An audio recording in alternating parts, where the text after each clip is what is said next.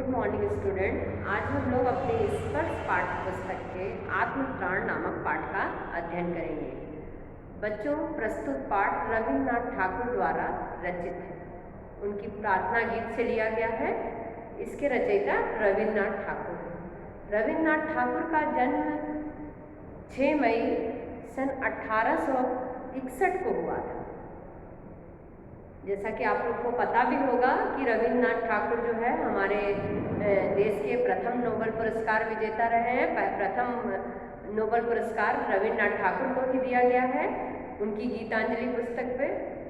और रविन्द्रनाथ ठाकुर की द्वारा लिखी गई रचनाओं को 2 देशों ने अपना राष्ट्रगान के रूप में लिया है। 2 देश यानी भारत और बांग्लादेश। अब रविन्द्रनाथ ठाकुर द्वारा रचित जो है उससे अपने राष्ट्रगान को बनाया है। श्रीलंका ने भी रविन्द्रनाथ ठाकुर की रचना, अपनी देश के राष्ट्रगान का रचना जो है रविन्द्रनाथ ठाकुर से ही कराया है। रविन्द्रनाथ ठाकुर ने शांति निकेतन नाम की एक संस्था की स्थापना की थी कोलकाता में, जो अब एक विश्वविद्यालय का रूप ले चुकी है। उसको हमारे भारत सरकार ने एक विश्वविद्यालय का रूप दे दिया है। रविन्द्रनाथ ठाकुर द्वारा रचित यह प्रार्थना गीत आत्मत्राण ये बंगला में लिखा गया था। इसका हजारी प्रसाद द्विवेदी ने हिंदी अनुवाद किया था, जिसका अध्ययन हम लोग आज करेंगे। आत्मत्राण, आत्मत्राण मतलब स्वयं की रक्षा, आत्मरक्षा, आत्मत्राण। प्रस्तुत कविता में, प्रार्थना गीत में कवि यहाँ बताते हैं कि किस प्रकार ये ईश्वर से प्रार्थना करते हैं कि स्वयं की सुरक्षा के लिए, कि अपनी रक्षा हम स्वयं करें। यानी अन्य प्रार्थना गीतों में लोग ईश्वर से ये प्रार्थना करते हैं कि हे ईश्वर मुझे कष्ट ना दे, मुझे दुख ना दे, ये सारी बातें बोलते हैं। लेकिन प्रस्तुत जो प्रार्थना गीत है आत्मत्राण, इसमें कवि रविन्द्रनाथ ठाकुर ईश्वर से ये प्रार्थना करते कि हे ईश्वर मुझे दुख, विपदा, कष्ट जो भी आए उसे सहने की शक्ति दीजिए। बच्चों देखिए, ये आत्मत्राण मैं पढ़ने जा रही हूँ। विपदाओं से मुझे बचाओ यह मेरी प्रार्थना नहीं, केवल इतना हो करुणा मैं कभी न विपदा में पाऊँ। बच्चों देखिए, प्रस्तुत पद्यांश हमारी पाठ्य पुस्तक स्पर्श के आत्मत्राण नामक पाठ से लिया गया है। इसके रचयिता कवि रविन्द्रनाथ ठाकुर जी हैं। प्रसंग में प्रस्तुत पंक्तियों में कवि ने ईश्वर से प्रार्थना की है कि हमारे ऊपर जो मुसीबतें, कष्ट हैं उनसे मुझे निवृत्त कीजिए, बचा लीजिए, वो नहीं दीजिए, ये मैं नहीं कह रहा हूँ, बल्कि जो हमारे दुख, मुसीबत, कष्ट है उसको सहने की शक्ति दीजिए, उससे मैं घबराऊं नहीं, डरूं नहीं। देखिए बच्चों, विपदाओं से मुझे बचाओ यह मेरी प्रार्थना नहीं, केवल इतना हो करुणा मैं कभी न विपदा में पाऊं भय। कवि ईश्वर से प्रार्थना कर रहे हैं कि विपदाओं से मुझे, विपदा मतलब मुसीबतों से, कष्टों से, मुझे बताओ, आप मुझे मुसीबत से, कष्ट से, दुख से मुझे बचाइए, यह मेरी आपसे प्रार्थना नहीं, केवल इतना करिए करुणामय दयालु दीनबंधु ईश्वर कि कभी न विपदा में पाऊँ मैं कभी भी विपत्ति या मुसीबत मेरे ऊपर आए तो मैं कभी उससे घबराऊँ ना, डरूँ ना, विपत्ति के समय में उसका सामना अच्छे से करूँ, भय रहित होकर के उसका सामना करूँ और घबराऊँ नहीं।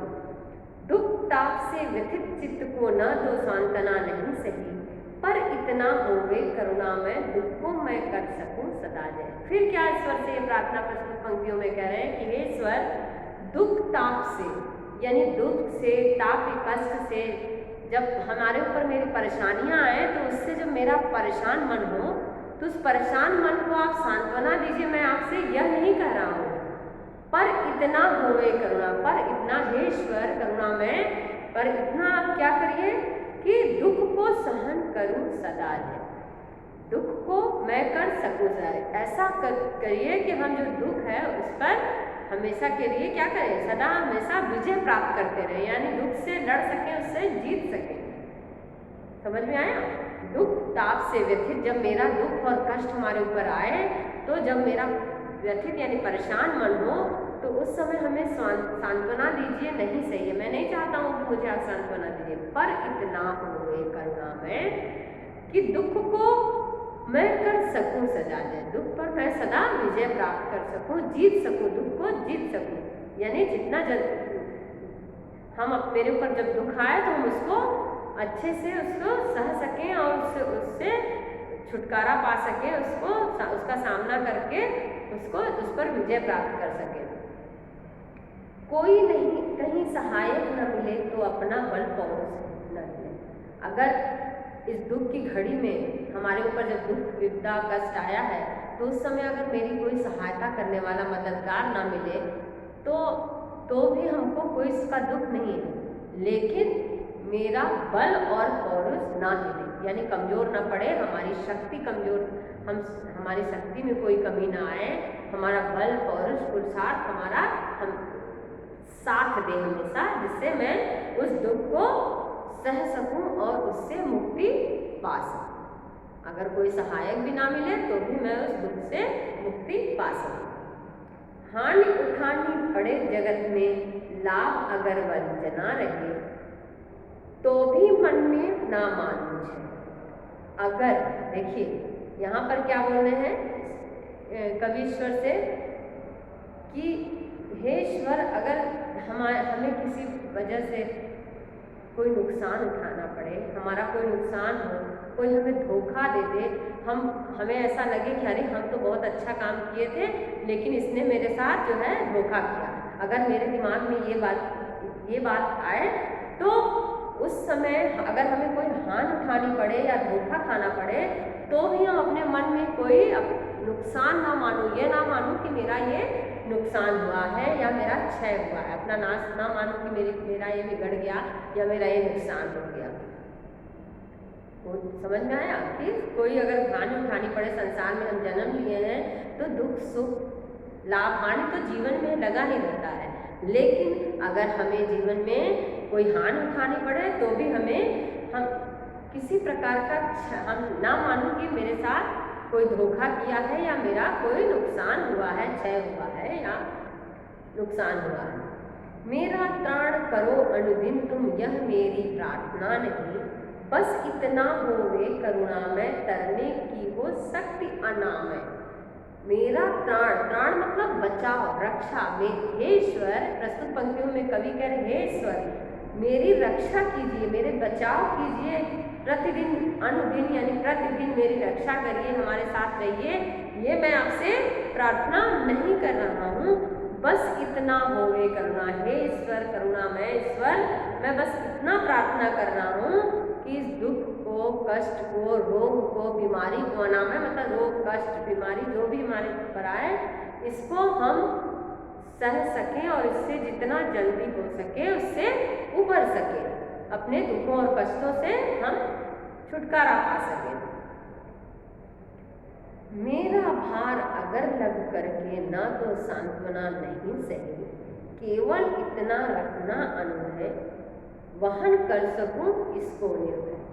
फिर क्या कहते हैं कि अगर हे ईश्वर, यहाँ पर कवि क्या बोल रहे हैं ईश्वर से कि हे ईश्वर, अगर मेरे ऊपर दुखों और कष्टों का बोझ भार, हमारे ऊपर दुख विपदा कष्ट ये सब चीज का बोझ मेरे ऊपर आ गया है भार, तो सांत्वना दीजिए। मैं आपसे ये नहीं कह रहा हूँ कि हमारे दुख कष्ट को लघु करके यानी छोटा करके, कम करके, उसको कम करके हमें सांत्वना दीजिए। मैं ये आपसे नहीं कह रहा हूँ, मैं बस केवल इतना करुणामय कि मैं आपसे केवल इतना ही कह रहा हूँ कि हे ईश्वर करुणामय ईश्वर, वहन कर सकूं इसको निर्भय।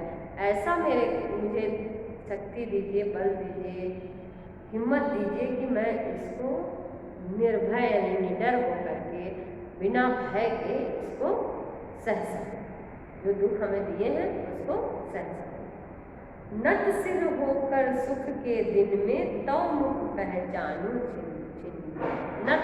नत सिर होना मतलब सिर झुकाना। सुख के दिन में यानी अच्छे दिनों में, जब हमारे ऊपर कष्ट दुख ना हो उन दिनों में, तव मुख पहचानूं छिन छिन में मतलब तव मतलब तुम्हारा या आपका मुख पहचानूं, यानी जब हमारे ऊपर दुख और कष्ट ना हो, यानी जब मेरा सुख का दिन हो उन दिनों में भी मैं आपका स्मरण करूं, अपने ईश्वर का, और प्रत्येक क्षण आपको याद करूं, आपका चेहरा हमारे सामने आए, मेरे ईश्वर का, और उसके आगे मैं स्मरण करके नतमस्तक करूं यानी सिर झुकाऊं। दुख रात्रि में करे वंचना मेरी जिस दिन निखिल मही, उस दिन ऐसा हो करुणा मैं तुम पर करूं नहीं गुस्सा। दुख रात्रि में करे वंचना, दुख रात्रि वो जो हमारी दुख की रात्रि हो, जिस दिन निखिल मही मतलब संपूर्ण संसार के लोग हमारे साथ दुख दें, कष्ट दें, समस्त संसार हमारे साथ दुख दे, कष्ट दे, उस समय भी हे करुणामय ईश्वर, तब भी मैं आप पर किसी भी प्रकार का संदेह न कर सकूं कि ईश्वर ने हमारे साथ ऐसा किया है। तो दुख रात्रि में करे वंचना, अगर वो दुख की रात्रि हो जब हमें संपूर्ण संसार के लोग धोखा दें, उस समय भी हम आपके ऊपर, उस दिन भी करुणा में ऐसा हो कि मैं आपके ऊपर कुछ भी संदेह ना कर सकूं कि ईश्वर ने, बहुत तो कहते हैं ना कि ईश्वर ने मेरे साथ ऐसा किया, ईश्वर ने मेरे साथ ऐसा किए, भगवान मेरे साथ क्या किए, तो उस समय भी मैं ईश्वर पर संदेह ना कर सकूं। तो बच्चों, हम लोग आत्मत्राण पढ़ लिए, आपके पोर्शन में नहीं है, ये रिड्यूस किया गया है लेसन कोरोना की वजह से दिस ईयर, लेकिन बच्चों इसको पाठ को पढ़ना है, मे भी क्वेश्चन आ भी सकता है एग्जाम में, इसलिए हम लोग इस पाठ को पढ़ेंगे, सारे एक्सरसाइज, अभ्यास प्रश्न सब कुछ हम लोग इसका देखेंगे, और आप इसको पढ़ के सारे क्वेश्चन लिख करके अपनी कॉपी में तैयार करेंगे। बच्चों, एक बार देखिए फिर से आत्मत्राण के बारे में हम लोग क्या पढ़े थे। विपदाओं से मुझे बचाओ यह मेरी प्रार्थना नहीं, केवल इतना हो करुणा में कभी न विपदा में पाऊं। फिर से मैं समझा रही हूँ, देखेंगे। विपदाओं से, कभी ईश्वर से प्रार्थना कर रहा है कि विपदाओं से, मुसीबतों से मुझे बचाइए, यह मेरी प्रार्थना नहीं है, केवल इतना हो करुणा में, केवल इतना करिए हे ईश्वर दया निधान कि कभी न विपदा में पाऊं मैं कभी भी विपत्ति और कष्ट आए तो उसमें हमें उसको, विपत्ति और कष्ट दुख मेरे ऊपर आए तो मैं उससे घबराऊं नहीं, डरूं नहीं। दुख ताप से व्यथित चित्त को न तो सांत्वना नहीं सही, पर इतना होवे करुणा में दुखों में कर सकूं सदा। अगर दुख और ताप कष्ट से मेरा व्यथित परेशान मन है तो उस समय आप सांत्वना नहीं दीजिए, नहीं सही, पर इतना करिए दया निधान ईश्वर कि दुख पर मैं हमेशा सदा हमेशा विजय प्राप्त कर सकूं, दुख को जीत सकूं। कोई कहीं सहायक न मिले तो अपनापन पौरुष न मिले। अगर कोई सहायक न मिले यानी मददगार, हमारे दुख, जब हमारे ऊपर दुखों का बोझ आए तो हमें अगर उस दुख की घड़ी में हमारी कोई सहायता करने वाला, मदद करने वाला ना मिले, तो भी हमारे में इतना शक्ति दीजिए, इतना ताकत दीजिए, इतना बल पौरुष हमारा मजबूत कीजिए तुम कि मैं उस दुख का सामना अच्छे से कर सकूं। हानि उठानी पड़े जगत में, लाभ अगर वंचना रही तो भी मन में ना मान है। अगर हानि उठानी पड़े जगत में, अगर किसी वजह से, किसी कारण से हमें संसार में किसी प्रकार का कोई हानि उठाना पड़े और कोई मुझे धोखा दे दे तो भी मैं अपना नुकसान क्षय ना मानूं। यह ना मानूं यानी हम सोचे कि चलो ये हुआ मेरे साथ, आज हुआ है, ये कल ठीक हो जाएगा, अपना नुकसान नहीं। अगर नुकसान व्यक्ति मानता है तो वो दुख और भी बड़ा हो जाता है। मेरा त्राण करो अनुदिन तुम, यह मेरी प्रार्थना नहीं, पर इतना होवे करुणा में तरने की हो शक्ति अनावे। फिर देखिए प्रस्तुत पंक्तियों में कवि क्या कह रहे हैं, मेरा त्राण, त्राण मतलब बचाव, रक्षा, मेरी रक्षा अनुदिन यानी प्रतिदिन, प्रतिदिन आप मेरी रक्षा कीजिए, यह मेरी आपसे प्रार्थना नहीं है, पर इतना करिए करुणा निधान, दया निधान कि तरने की हो शक्ति अनावे। मतलब ये रोग, बीमारी, कष्ट, दुख जो भी हमारे ऊपर आए उससे हमको सहने की शक्ति दी, ठीक है, कि उससे हम पार पा सके।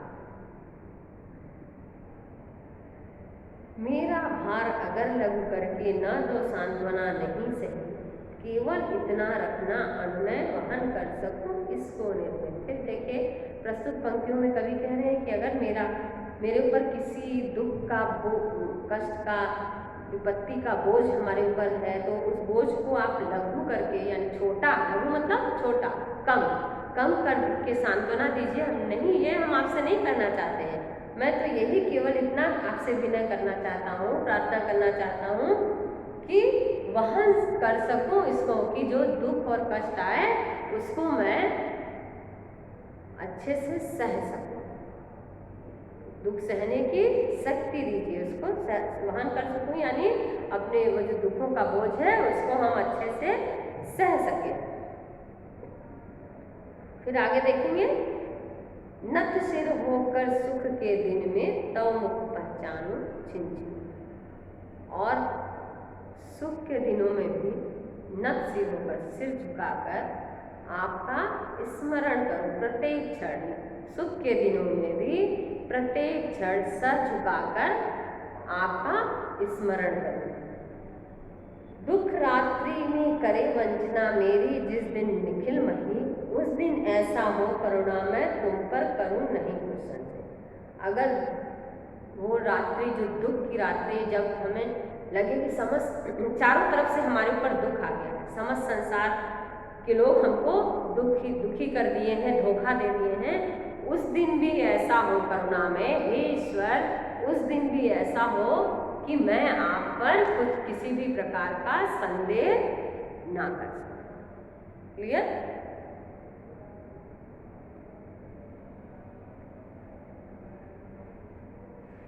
बच्चों, पाठ हम लोगों ने पढ़ लिया। देखेंगे इसके प्रश्नों को कि पहला प्रश्न है, देखिए, निम्नलिखित प्रश्नों के उत्तर दीजिए। कवि किससे और क्या प्रार्थना कर रहा है? तो कवि किससे प्रार्थना कर रहा है? कवि ईश्वर से प्रार्थना कर रहा है। क्या कर रहा है? कि हे ईश्वर, मुझे जो विपत्ति और कष्ट मेरे ऊपर आ रही है उसे मुझे सहने की शक्ति दीजिए। ठीक है, कि कोई भी सहायता ना करे, मेरे ऊपर दुखों का बोझ है तो आप कम ना करिए, दुख ना दीजिए, ये मैं नहीं कह रहा हूँ, मुझे सहने की शक्ति दीजिए। सेकंड क्वेश्चन है, विपदाओं से मुझे बचाओ, यह मेरी प्रार्थना नहीं। कवि इस पंक्ति के द्वारा क्या कहना चाहता है?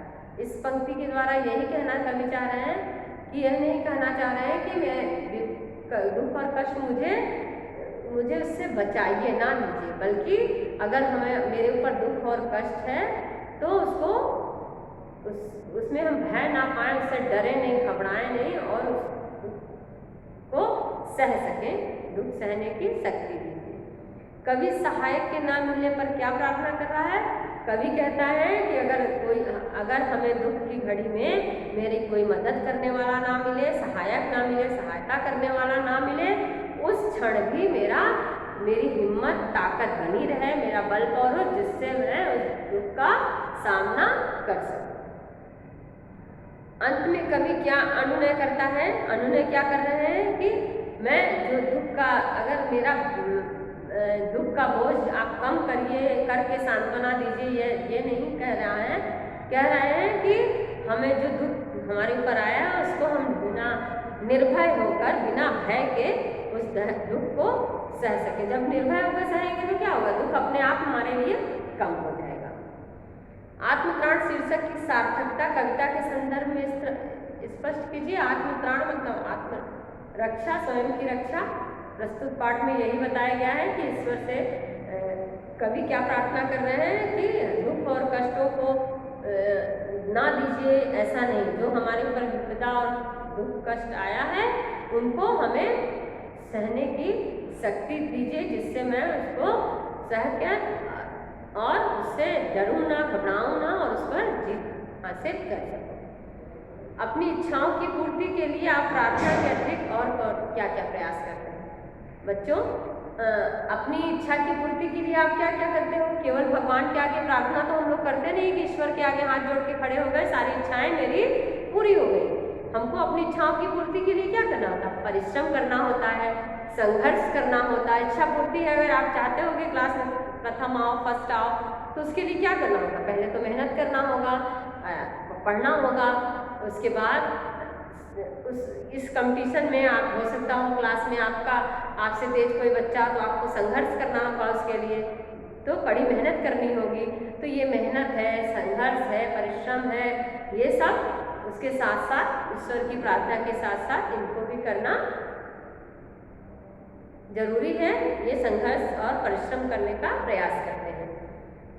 क्या कभी की यह प्रार्थना आपको अन्य प्रार्थना गीतों से अलग है? यदि हाँ तो कैसे? अन्य प्रार्थना गीत में क्या है? ईश्वर से हम प्रार्थना क्या जनरली सामान्य रूप से ईश्वर से हम प्रार्थना क्या है? भगवान हमें दुख ना दो, हमें कष्ट ना दो, हम अच्छे से रहें, यही प्रार्थना ईश्वर से करते हैं। लेकिन प्रस्तुत प्रार्थना गीत उस प्रार्थना गीत से अलग है। यहाँ पर ये नहीं कह रहा है कि हे ईश्वर मुझे कष्ट ना दीजिए, यहाँ पर क्या कह रहे हैं? हे ईश्वर हमें दुख ना दीजिए नहीं, बल्कि यहाँ पे कह रहे हैं जो हमें दुख मिला है उस दुख को सहने की शक्ति दीजिए कि निर्भय निडर होकर हिम्मत से हम उस दुख पर विजय प्राप्त कर सकें और सह सकें। क्लियर?